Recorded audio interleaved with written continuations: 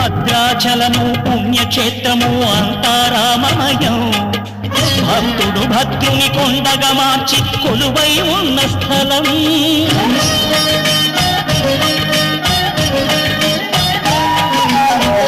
భక్తితో రామదాసు ఈ ఆలయమును కట్టించనయా. సీతారామ లక్ష్మణులకు ఆభరణములే చేయచనయా. పంచవటిని ఆ జానకి రాముల పర్ణశాల అదిగో. సీతారాములు జలకములాడిన శేషతీర్థమదిగో.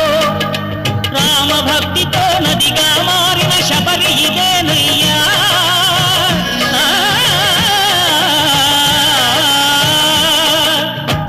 భక్తితో నదిగా మారిన శబరి ఇదేనయ్యా.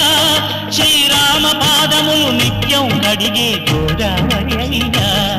ఈ క్షేత్రం తీర్థం దర్శించిన